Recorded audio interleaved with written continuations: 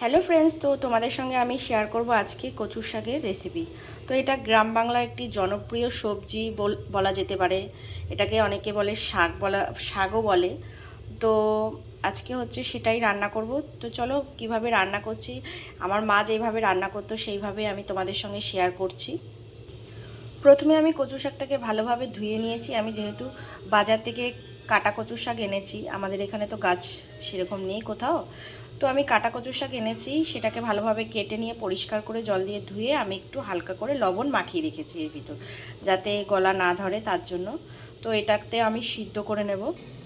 জলটা গরম হয়ে গেছে, আমি তার মধ্যে একটু দিয়ে দিয়েছি হলদি গুঁড়ো, একটু লবণ দেওয়া হয়ে গেছে। তারপর আমি এটাকে একটু ঢেকে রাখবো, ঢেকে করব, খুব তাড়াতাড়ি সিদ্ধ হয়ে যাবে। ফ্রেন্ডস, আমার দেখো কচুর শাক সিদ্ধ হয়ে গেছে। আর এই পাশে আমি কিছু কিছু মশলা নিয়ে নিয়েছি। আজকে আমি ইলিশ মাছের মাথা দিয়ে করব। তো এখানে সব মশলা নিয়েছি: জিরে, আদা, লঙ্কা, হলদি, একটু চিনি, আর পেঁয়াজ নিয়েছি, ছোলা দেব। আর এখানে আছে দুটো শুকনো লঙ্কা, তেজপাতা আর পাঁচফোড়ন। তো প্রথমে আমি মাথাটাকে ভেজে নেব। মাছের মাথা ভাজা হয়ে গেছে, এবার আমি এটা উঠিয়ে নেব।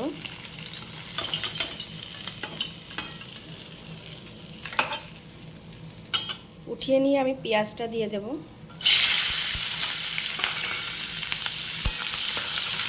পেঁয়াজটা হাফ ভাজা হলে আমি মশলাগুলো দেব: পাঁচফোড়ন, শুকনো লঙ্কা, তেজপাতা।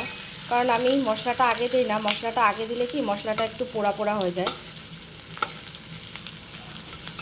পেঁয়াজটা একটু ভেজে, পেঁয়াজটা হাফ ভাজা ভাজা হয়ে গেছে, এরপর আমি পাঁচফোড়ন, শুকনো লঙ্কা, তেজপাতা দিয়ে দিলাম।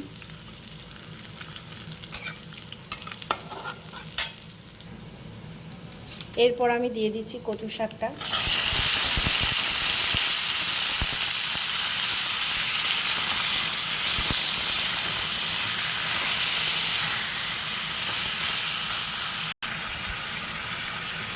তারপর দিয়ে দিলাম কাঁচা ছোলাটা,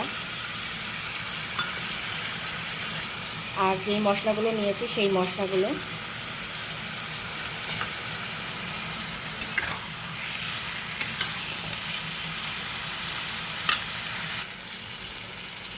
আমি মাঝে মাঝে একটু নাড়িয়ে দিচ্ছিলাম।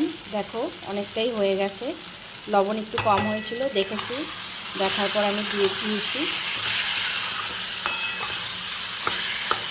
তো অনেকেই মানে মাছের মাথা দিয়ে খেলে পেঁয়াজ পছন্দ করে না, তো পেঁয়াজ দিয়ে খেয়ে দেখবে, অবশ্যই ভালো লাগবে। খুব সুন্দরভাবে কিন্তু কচুর শাক হয়ে গেছে দেখো।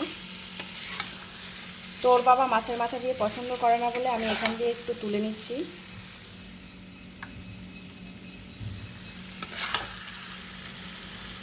আর তারপর মাছের মাথা দিয়ে দিলাম।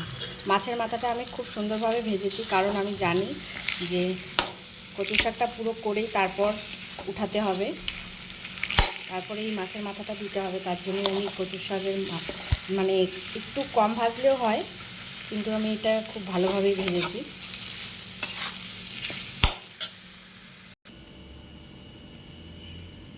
তো ফ্রেন্ডস দেখো, এই যে কচুর শাকটা হয়ে গেছে। ওর বাবার জন্য তুলেছি হচ্ছে শুধু ছোলা দিয়ে, মাছের মাথা দিইনি। আর এই পাশে হচ্ছে তুলেছি মাছের মাথা দিয়ে।